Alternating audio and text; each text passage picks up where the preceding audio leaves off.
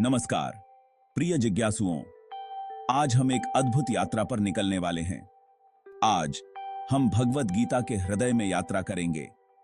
यह ग्रंथ न केवल धार्मिक है बल्कि जीवन के हर पहलू को छूता है। यह प्राचीन भारतीय ग्रंथ जीवन के लिए एक अनमोल मार्गदर्शक है।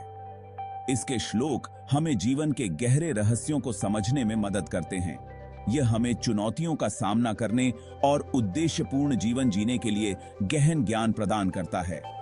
इसके माध्यम से हम अपने भीतर की शांति और संतुलन पा सकते हैं। भगवत गीता एक युद्ध क्षेत्र पर घटित होती है। यह युद्ध क्षेत्र कुरुक्षेत्र का है, जहां महाभारत का महान युद्ध लड़ा गया था। हालांकि यह केवल एक भौतिक युद्ध नहीं है, यह हमारे भीतर के संघर्षों का भी प्रतीक है। यह उन आंतरिक संघर्षों का प्रतीक है जिनका हम सभी सामना करते हैं। यह हमारे मन और आत्मा के बीच की लड़ाई को दर्शाता है। हम में से प्रत्येक के भीतर सही और गलत, कर्तव्य और इच्छा के बीच एक युद्ध छिड़ा हुआ है।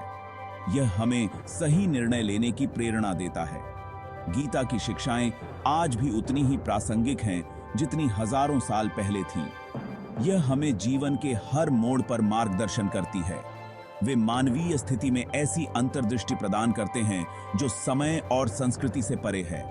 यह हमें आत्मज्ञान और आत्म साक्षात्कार की ओर ले जाती है।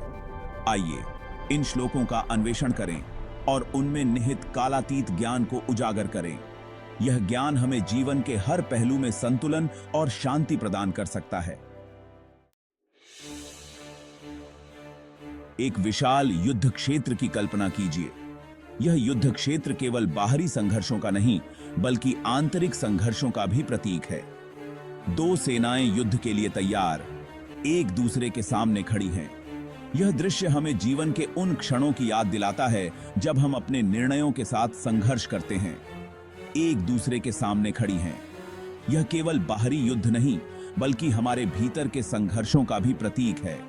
उनमें से एक है अर्जुन, एक कुशल योद्धा जो संदेह और निराशा से भरा हुआ है। वह अपने कर्तव्यों और भावनाओं के बीच फंसा हुआ है। वह अपने ही रिश्तेदारों को विरोधी पक्ष में देखता है।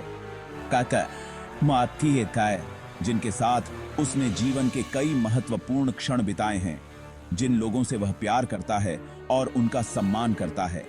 यह दृश्य हमें उन क्षणों की याद दिलाता है जब हमें अपने प्रियजनों के खिलाफ खड़ा होना पड़ता है। उनसे लड़ने का विचार उसे भय से भर देता है। यह भय केवल युद्ध का नहीं बल्कि अपने प्रियजनों को खोने का भी है। यह है अर्जुन की दुविधा, एक योद्धा के रूप में अपने कर्तव्य और अपने परिवार के प्रति अपने प्रेम के बीच संघर्ष। यह संघर्ष हमें अपने जीवन के उन क्षणों की याद दिलाता है जब हमें कठिन निर्णय लेने पड़ते हैं। अर्जुन का संघर्ष उन आंतरिक लड़ाइयों का एक शक्तिशाली रूपक है जिनका हम सभी सामना करते हैं। यह हमें यह सोचने पर मजबूर करता है कि हम अपने जीवन में किस प्रकार के संघर्षों का सामना कर रहे हैं। हम अक्सर खुद को इस बात को लेकर दुविधा में पाते हैं कि जो हम सही मानते हैं और हमारी भावनाओं का खिंचाव क्या है।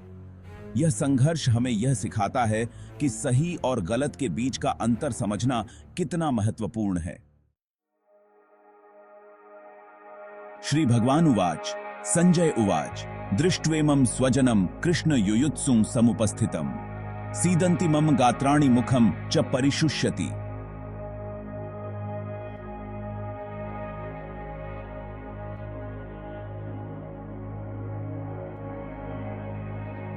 भगवत गीता अध्याय 1 श्लोक 28 गैप टूअर्स। ये शब्द अर्जुन की पीड़ा को बयां करते हैं। उसे आने वाले युद्ध के भयानक परिणामों का एहसास होता है। वह रक्तपात, जीवन की हानि, विनाश को देखता है जो यह लाएगा। अर्जुन का यह एहसास एक गहरा क्षण है। यह सहानुभूति और करुणा की गहरी भावना को दर्शाता है। वह समझता है कि हिंसा के, चाहे वह कर्तव्य की पंक्ति में ही क्यों न हो, गंभीर परिणाम होते हैं। यह समझ उसकी आत्मा पर भारी पड़ती है। येन त्वयि कौन्तेय कृता त्वीर पराधिनी निहतोपि समुत्सृज्य भोक्तुम भोगान रुधिर प्रदिग्धान भगवद गीता अध्याय 1 श्लोक 46।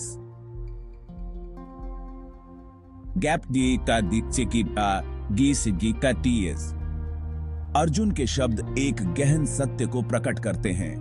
वे हमें यह सिखाते हैं कि जीवन में कई बार हमें अपने अहंकार और इच्छाओं को त्यागना पड़ता है।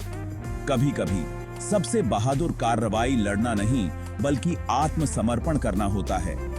यह आत्मसमर्पण बाहरी संघर्ष से नहीं बल्कि आंतरिक संघर्ष से होता है। वह अहिंसा का चुनाव करता है, भले ही इसका मतलब उसकी खुद की मृत्यु ही क्यों न हो। यह एक ऐसा चुनाव है जो केवल एक सच्चे योद्धा ही कर सकता है। यह समर्पण कमजोरी नहीं है, यह उसकी आंतरिक शक्ति और उसके मूल्यों के प्रति प्रतिबद्धता का प्रमाण है। यह दिखाता है कि वह अपने सिद्धांतों के लिए किसी भी हद तक जा सकता है। यह जाकी की उसकी आंतरिक शक्ति और उसके मूल्यों के प्रति प्रतिबद्धता का प्रमाण है। यह हमें यह भी सिखाता है कि सच्ची शक्ति बाहरी जीत में नहीं बल्कि आंतरिक शांति में है। अर्जुन का चुनाव हमें अपने ही जीवन की जांच करने की चुनौती देता है। यह हमें अपने मूल्यों और विश्वासों पर पुनर्विचार करने के लिए प्रेरित करता है। क्या हम अपनी आस्थाओं के लिए खड़े होने को तैयार हैं, तब भी जब यह कठिन हो?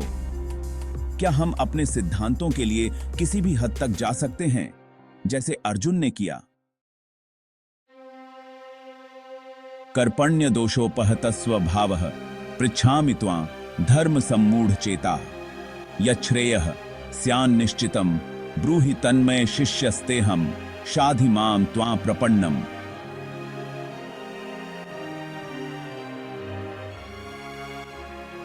भगवद गीता अध्याय 2 श्लोक 7। Gap tools. अर्जुन दुहक से व्याकुल मार्गदर्शन के लिए अपने सारथी कृष्ण की ओर मुड़ता है। वह अपने भ्रम को स्वीकार करता है और स्पष्टता चाहता है। मार्गदर्शन प्राप्त करने का यह कार्य महत्वपूर्ण है। हम सभी अनिश्चितता और निराशा के क्षणों का सामना करते हैं। ऐसे क्षणों में हमें उन लोगों तक पहुंचने, उनसे ज्ञान प्राप्त करने की आवश्यकता होती है जिन पर हम भरोसा करते हैं। अर्जुन की कहानी एक शक्तिशाली अनुस्मारक है कि हम अपने संघर्षों में अकेले नहीं हैं। हम सभी को संदेह, भय और निराशा के क्षणों का सामना करना पड़ता है। हालांकि इन्हीं क्षणों में हमें बढ़ने और विकसित होने का अवसर मिलता है। जिस प्रकार कीचड़ भरे पानी से कमल का फूल निकलता है, उसी प्रकार हम भी अपनी चुनौतियों के बीच शक्ति और स्पष्टता पा सकते हैं। अर्जुन की यात्रा हमें सिखाती है कि खोया हुआ और भ्रमित महसूस करना ठीक है। महत्वपूर्ण यह है कि हम खोजते रहें, सीखते रहें और उद्देश्य और अर्थपूर्ण जीवन जीने का प्रयास करते रहें। भाग 7। प्राचीन ज्ञान की प्रासंगिकता। भगवद गीता की शिक्षाएं कालातीत हैं। वे हमारी पृष्ठभूमि या मान्यताओं की परवाह किए बिना जीवन की जटिलताओं को नेविगेट करने के लिए मार्गदर्शन प्रदान करती हैं। अर्जुन की कहानी इसलिए प्रतिध्वनित होती है क्योंकि यह मानवीय अनुभव को दर्शाती है। आंतरिक लड़ाई, अर्थ की तलाश, उद्देश्यपूर्ण जीवन जीने की इच्छा। भाग 8। अपनी लड़ाइयों को गले लगाना। हो सकता है कि हमारा सामना किसी वास्तविक युद्ध क्षेत्र से न हो, लेकिन हम में से प्रत्येक को अपनी लड़ाई लड़नी होती है। ये लड़ाइयां आंतरिक हो सकती हैं, हमारे विचारों, भावनाओं और इच्छाओं से जूझना। वे बाहरी भी हो सकते हैं, हमारे रिश्तों, करियर या व्यक्तिगत जीवन में चुनौतियां। भगवद गीता हमें साहस, सत्यनिष्ठा और अपने मूल्यों के प्रति प्रतिबद्धता के साथ इन लड़ाइयों का सामना करना सिखाती है। भाग 9। आत्मचिंतन की शक्ति। अर्जुन की यात्रा आत्मचिंतन के महत्व पर प्रकाश डालती है। वह अपने कार्यों, अपने उद्देश्यों और अपने कर्तव्य पर सवाल उठाने के लिए समय निकालता है। व्यक्तिगत विकास के लिए यह आत्मनिरीक्षण महत्वपूर्ण है। यह हमें अपने जीवन की ईमानदारी से जांच करने, उन क्षेत्रों की पहचान करने की अनुमति देता है जहां हमें विकसित होने की आवश्यकता है और ऐसे विकल्प बनाने की अनुमति देता है जो हमारे मूल्यों के अनुरूप हों। भाग 10 उद्देश्य के साथ जीना। अंततः भगवद गीता कार्य करने का आह्वान है। यह हमें उद्देश्य के साथ जीने, हम जो कुछ भी करते हैं उसमें उत्कृष्टता के लिए प्रयास करने और दुनिया में सकारात्मक योगदान देने के लिए प्रेरित करता है।